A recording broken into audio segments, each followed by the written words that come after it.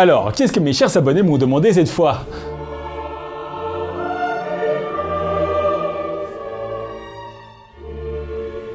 Je vous déteste. Bah quoi, t'avais pas dit que ce serait joyeux et tout? School Days, en bref. Voici Makoto Ito, un jeune homme ordinaire à qui rien de spécial n'arrive. Et à qui rien de spécial va arriver, hein? Je vais te faire bouffer tes intestins si tu continues. Foreshadowing. C'était quoi ça? Du foreshadowing? Oui. À ses côtés, Kotonoha Katsura, jeune fille de la classe voisine qui prend le même train que lui, chose qu'elle a découvert récemment. Une femme prend le même train que moi et lit à 2 mètres de moi mais sans me regarder? Elle veut forcément mon corps, c'est évident. Du coup, comme toute personne normale, il la stalk et la met en fond d'écran de son téléphone. Non mais c'est pour la légende, si personne ne le sait pendant 3 semaines, ton amour se réalisera et sera véritable. Mec, tu la prends en photo en douce. Mon amour est véritable. T'es un psychopathe. Mon amour est véritable. Après une magnifique transition en vert digne des meilleurs logiciels de 2002, Oh, je suis monteur vidéo. il se fait instantanément choper par sa camarade de classe, Sekai Sayonji. Bon bah rip la légende, c'est perdu, pas d'amour, fin de l'anime. Mais non, continue, tu vas voir, tout va bien se passer. Sekai voit clair dans son jeu et décide d'aller se lier d'amitié avec Kotonoha et veut maintenant aider Makoto à les caser ensemble. Ah, c'est trop mignon. Ça va partir en triangle amoureux? Totalement. Ouais, je me disais aussi. Et la première étape, c'est le déjeuner tous les trois. Ils se retrouvent et font enfin connaissance. Regarde, je t'ai fait des sandwichs, allez. Mange mon pain.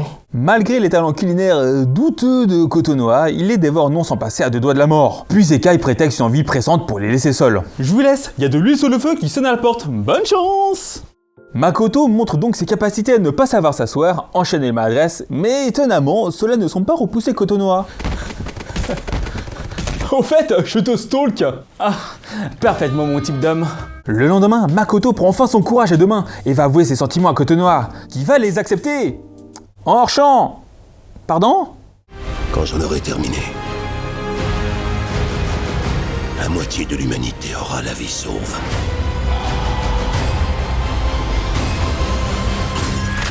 Et c'est comme ça que j'ai sauvé le monde, avec un canard en plastique. J'aurais jamais imaginé que son point faible c'était les chatouilles. Ah, c'était impressionnant, hein. Sekai le retrouve donc à la gare pour le féliciter de cette nouvelle relation qui commence et qui n'aura aucun problème. Ah ok, non, mais mets-toi bien, hein. Non mais c'est juste un baiser entre amis, hein. Car t'embrasses tes amis, toi. Bah ouais, pas toi.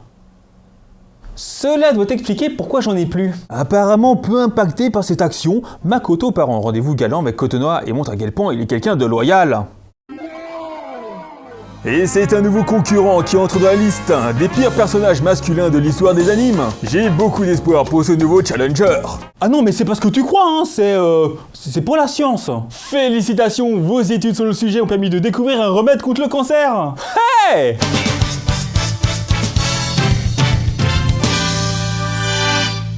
Mais malgré ses études sur le sujet, Makoto en fait beaucoup trop et met Kotonoha mal à l'aise à plusieurs reprises. Il tente maladroitement un bisou de revoir, mais Kotonoha est sauvé par le départ du train. Merci, conducteur Sama.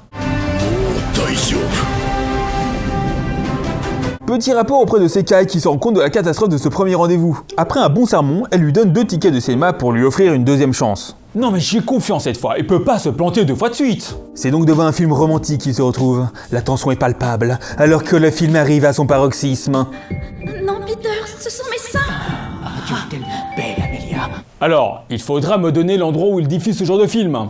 Pour que je n'y aille pas, bien sûr. Je fais pas ça, moi, évidemment. Il fait chaud ici, hein. Oh pardon. Dans le feu de l'action, Makoto tente une nouvelle tentative de l'embrasser, mais se fait réprimander une nouvelle fois, jetant un grand franc entre eux. Même moi, j'ose en juste ici.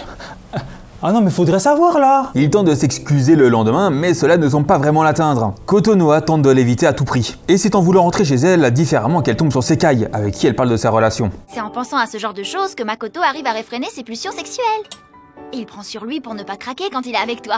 Ah mais oui, comme tout homme, il se retient de la plaquer contre un mur et lui défourailler le potager. Un homme exemplaire.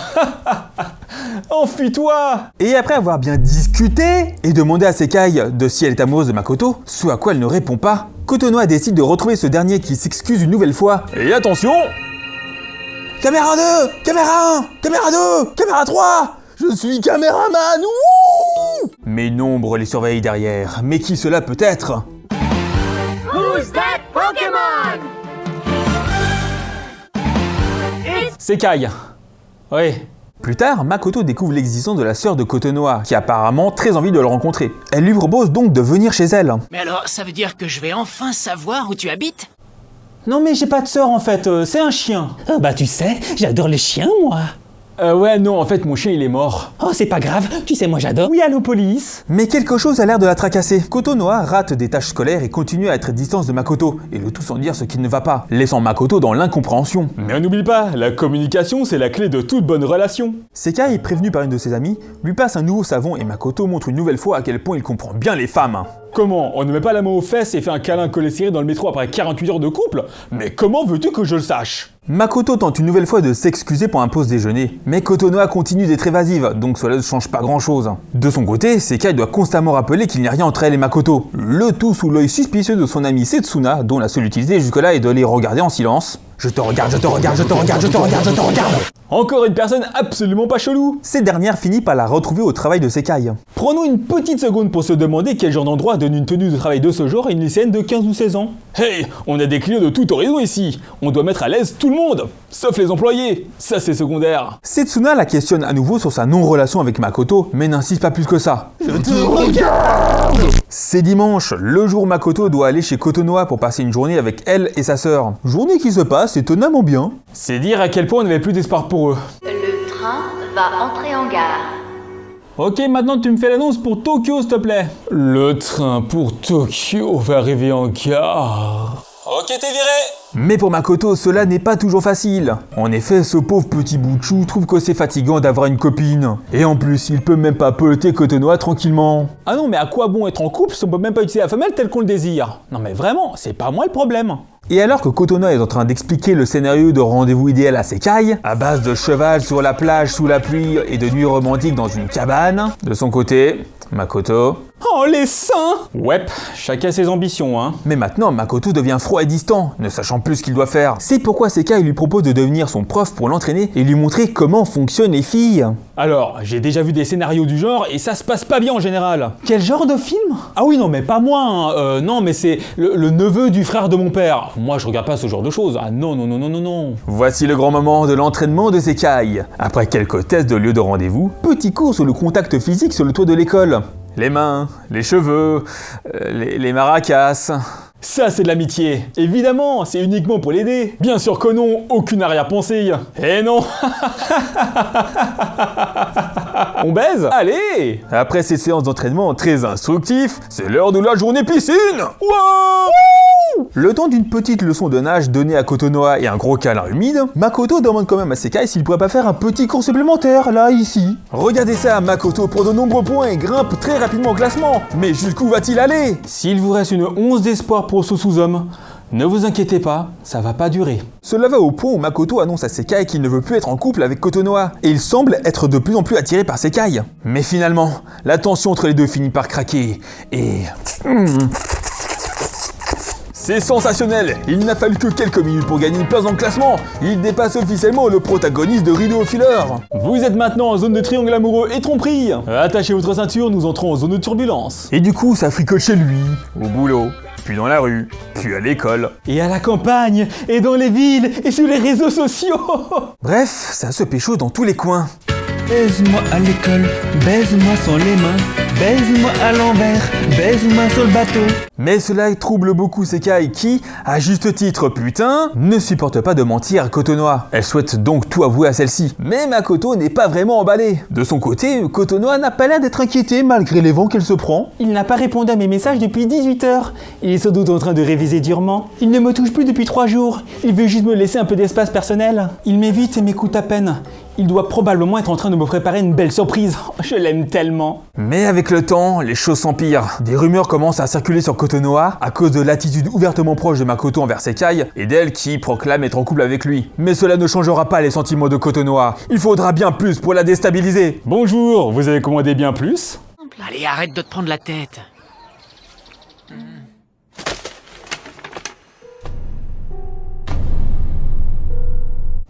Je crois que c'est le fil rouge qui se déroule là. Mais qu'est-ce qui peut te faire croire ça? L'incompréhension se déverse sur Kotonoha, qui ne sait plus quoi faire et n'arrive même plus à parler avec Makoto. Elle se retrouve seule et en plus maltraitée par sa classe, qui la voit comme une voleuse d'hommes. Non mais il est si gentil, c'est normal que les filles lui courent après. En attendant, c'est la période du festival de fin d'année, et tout le monde s'active. Cotonoua fait partie du comité d'organisation, mais se fait harceler par sa classe, qui demande toujours plus, et continue de la rabaisser. Elle n'arrive plus à tout gérer en même temps. Elle se rend donc chez Makoto pour lui parler, mais il reste flou, comme à son habitude. Oui, mais tu vois, en fait, bah t'as des seins, mais voilà. Sekai, qui était comme par hasard chez lui à ce moment-là, décide de la rattraper pour lui parler. Oh, c'est une claque qui fait mal, mais qui est méritée, n'est-ce pas Cyril? Ah oui Cyril, je dois avouer qu'il en manquerait également une pour Makoto. Ah tout à fait Cyril, ce résidu de capote mérite de se faire broyer les couilles. Ah, je n'aurais pas dit mieux, quelle grosse merde. Setsuna, qui en a marre de les regarder, essaie de remettre les choses en place et conseille à Makoto d'aller voir Sekai chez elle pour tout mettre au clair. Pour parler en adulte donc.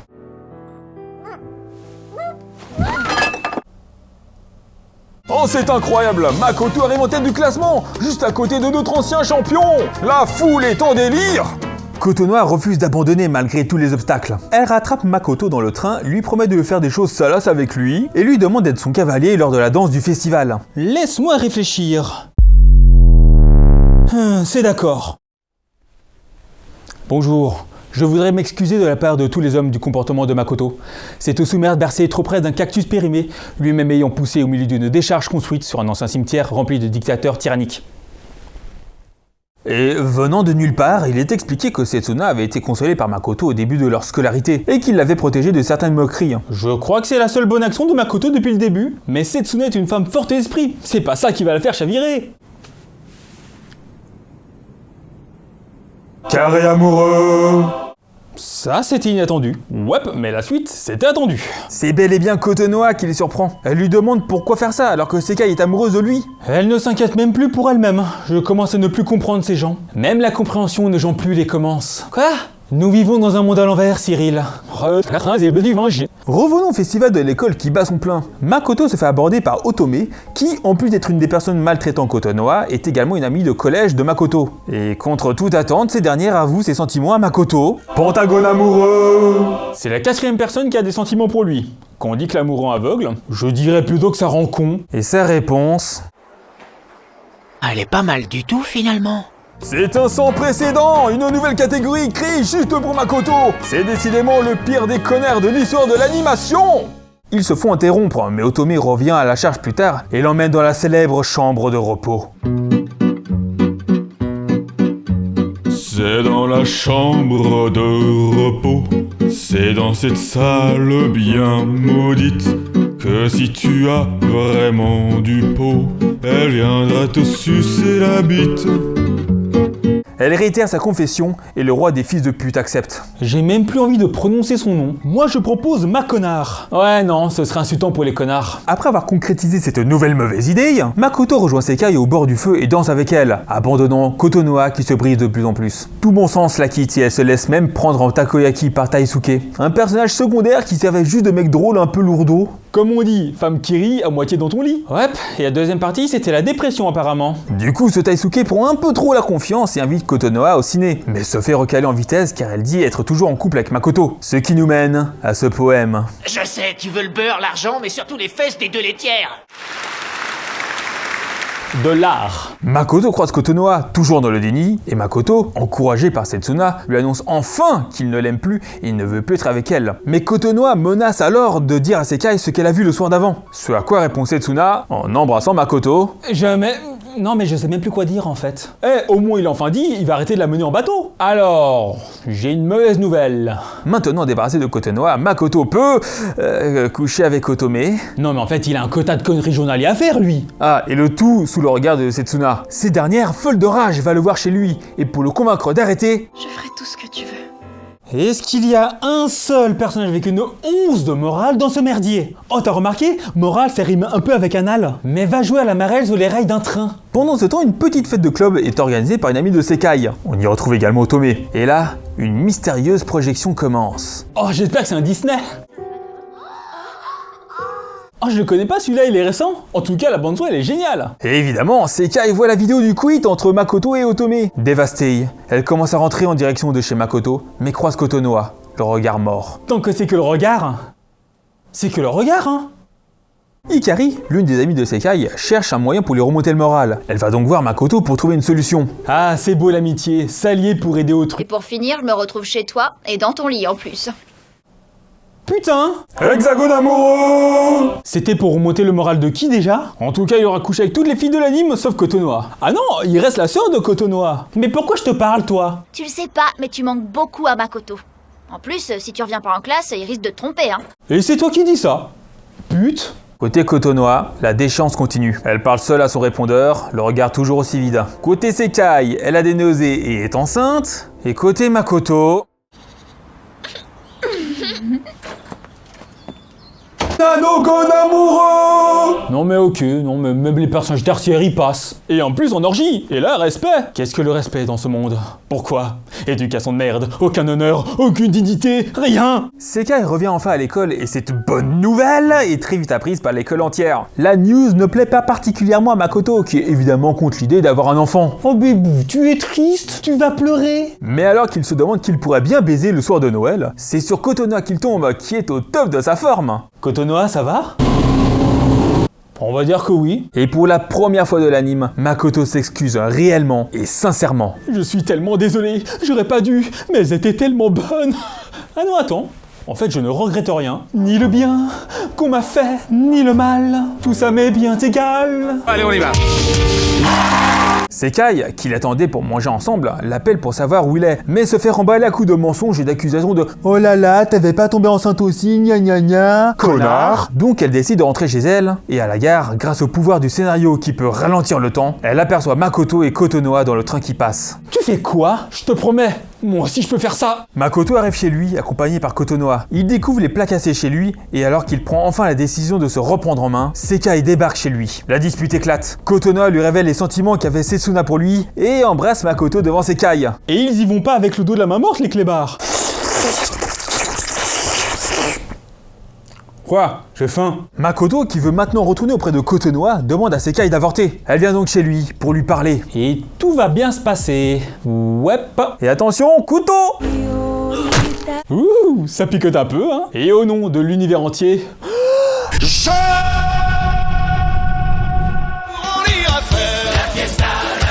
On va danser le vélo vert. La fiesta. Ce soir on est les rois de la terre. La fiesta. On finira la tête à l'envers. La fiesta.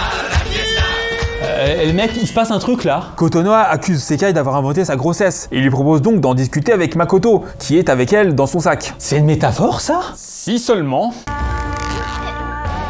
Bonjour, je suis mort. Mais du coup, Kotonoha veut vérifier sa théorie et on découvre qu'elle a, évidemment, vu ses talents de cuisine, des compétences de chirurgien. Et elle confirme bel et bien qu'il n'y a aucun enfant dans Sekai. Le fameux fœtus de 2 semaines parfaitement visible. On va rester juste à la cuisine si t'es d'accord. Et c'est sur son bateau, le soleil couchant en décor, qu'elle fait un très gros câlin à Makoto. Morale de cette histoire, un cœur brisé en solo est moins grave qu'un coup tranché sur un bateau.